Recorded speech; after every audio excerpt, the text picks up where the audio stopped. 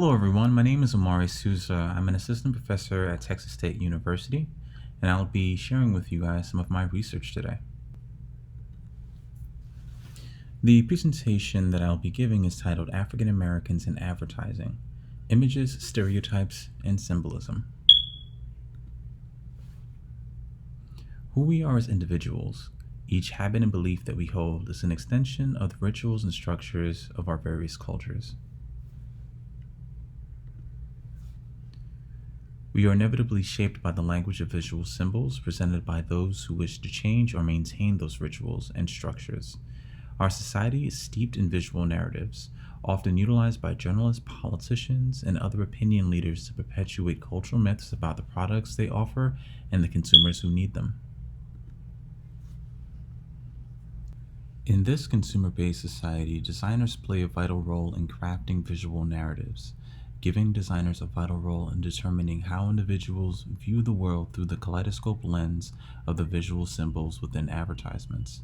These narratives are used to illustrate the dynamics of social power and ideology we use to create meaning. Brands distribute signs that consumers can interact with, use, and remake. Brands are often equated with feelings of authenticity, patriotism, and community, means by which people make meaningful connections to others. Those with the ability to exercise influence continuously over time are able to shape culture and solidify ideas of hierarchy. They do this because it's much harder to convince someone to change their identity than the type of material in their shoe. Brand wield their power to set forth an ideal version of their customer, one that the customer wants to identify with because they see in it some of the things they either see in themselves or desire to. Take Nike Apparel, for example. Once known as Blue Ribbon, Nike Incorporated is an American multinational corporation engaged in the design and selling of footwear and apparel.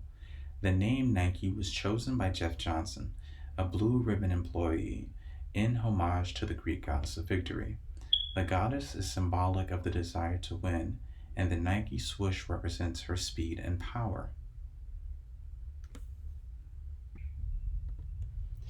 Images generate meaning for the interpreter, but those meanings are interpreted through all of these elements working in conjunction.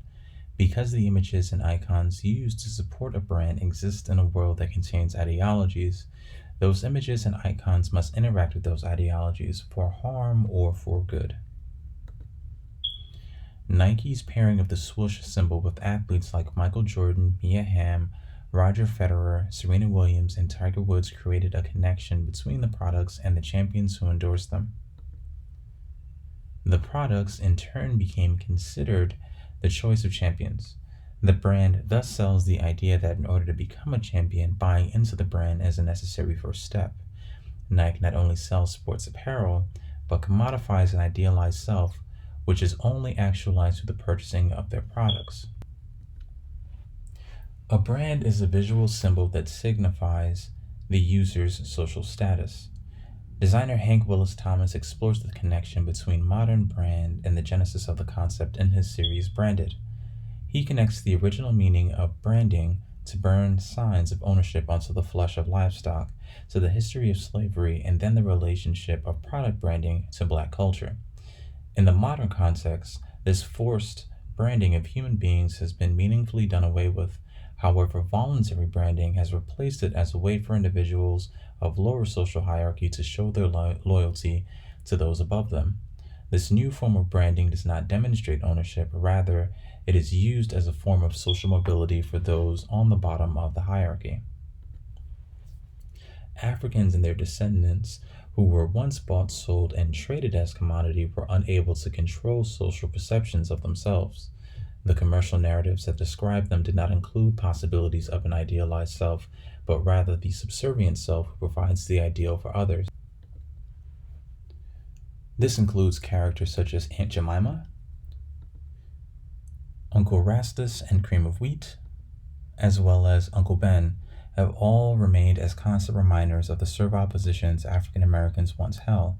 Aunt Jemima, the first living trademark of a company, has been a vital tool for advertising campaigns since 1889. Utilized for over a century, the pancake mix figure represents the continuity of the mammy stereotype. The image of submissive blackness ended after the American Civil War during the period of Reconstruction. Newly freed blacks began to obtain social, economic, and political rights with the passage of the 13th, 14th, and 15th Amendment to the Constitution. Wealthy whites feared the political power that newly freed blacks could acquire via voting, and poor whites saw blacks as competition in the labor force. This caused a transition in the depiction of African Americans from compliant and submissive servants to savages and brutish monsters, threats to the status quo. The black brute, who was innately large and animalistic, functioned as a tool to link African Americans to criminality. In 2011, Nivea created a series of print ads. This ad concept was designed to fall under Nivea's For Men's broader campaign, Look Like You Give a Damn. What sparked outrage about this ad series is the difference in the copy written for both the white lead model as well as the black lead model.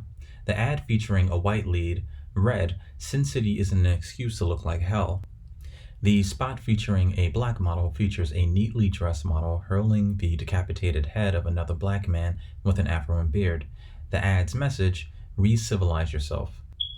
The visible difference between the two subjects is limited to skin color, hair texture, as well as the suggestion that one is less civil due to an external appearance. The widely distributed ad implies that African American hair, as some have suggested about the body, needed to be controlled and maintained in order to be culturally accepted. Sign, "Unkept black male," signified uncivil. The concept of the brute also made its appearance in the controversial 1915 epic Birth of a Nation. The film depicted the Ku Klux Klan as saviors of the post-Civil War South, overwhelmed by Northern politicians and freed slaves. The assertion that black brutes were in large numbers sexually assaulting white women became the public rationale for lynching of black males, most notably in the murder of Emmett Till. In 1955, 14-year-old Emmett Till, an African American from Chicago, was brutally murdered for allegedly whistling at Carol Bryant, a white woman who was a cashier at a grocery store. His attackers were Bryant's husband and her brother. The two men beat him nearly to death, dug out his eyes, shot him in the head, and tossed his body into a river. The men were caught, tried, and found innocent by an all-white jury. Emmett Till, a native of one of Chicago's middle-class black neighborhoods, was visiting relatives in Money, Mississippi at the time of his death. The fear of rape or sexual assault of white women by African American males would have devastating effects on African American communities.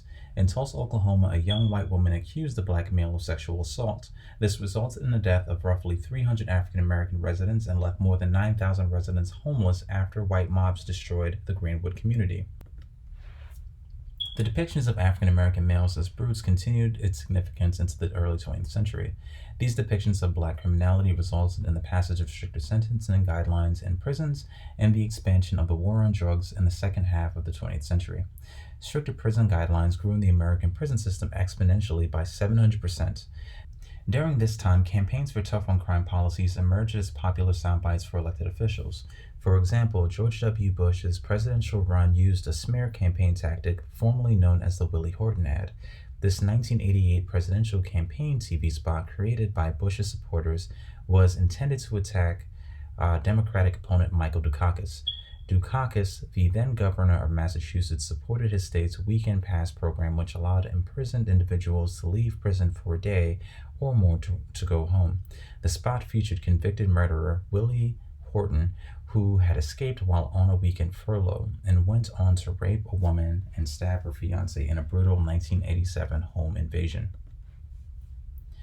While the ad overtly discussed a single black man, the subliminal and larger takeaway is that Willie Horton's face became synonymous with all blackness. As political science professor Claire Kim said in a 2012 PBS special, the insinuation is, if you elect Governor Dukakis as president, we're going to have black rapists running amok in the country. Lastly, a prime example of how the brute image still thrives in society today is the April 2008 Vogue magazine cover of professional basketball player LeBron James holding a supermodel, Gisele Bündchen. Vogue was widely criticized for a front cover that saw the sensationalized Brazilian supermodel being held by the much larger NBA player in a manner which resembled a vintage 1917 World War I poster. The poster depicted a gorilla holding a white woman, the caption beneath the title, "Destroy this mad brute." James's posture, in combination with his face in mid-roar and Bunyan's dress in a gown similar to the one worn by the poster's female lead, provoked allegations of racial stereotyping. These types of images draw on past racial stereotypes and myths, reinforce criminalization, and are now coded with the terms such as thug today. The brute caricature was a fallacy and a myth adapted to maintain social control mechanisms as well as sustain the white fear of black communities. The recent deaths of Michael Brown, Eric Gardner, Walter Scott, Sammy Du Bois have heightened the tensions regarding the use of force when policing black neighborhoods. For many police officers accused of shooting an unarmed male of color, bail has been essential in their legal defense. When I grabbed him, the only way I can describe it is it felt like a 5-year-old holding Hulk Hogan. The Ferguson police officer Darren Wilson said of his encounter with Michael Brown, "The language utilized harkens back to the brutish stereotypes of black males. In many instances, the officers explained that their level of intimidation was rooted in their inability to control the person in front of them. For that reason, violence seemed imminent." By dissecting cultural and historical meaning in images, we can explore the dynamics of social power and ideology that produce them. While historically in America, overt racism was more prominent, cultural shifts of intolerance to blatant racism have made this kind of imagery less acceptable. This does not mean that these images no longer exist, but rather that they live as coded narratives, gestures, signs, and symbols to indicate difference. If the design community takes into account the social impact of the narratives we create, this community could influence the way society understands and treats the humanity of others. Thank you all for your time.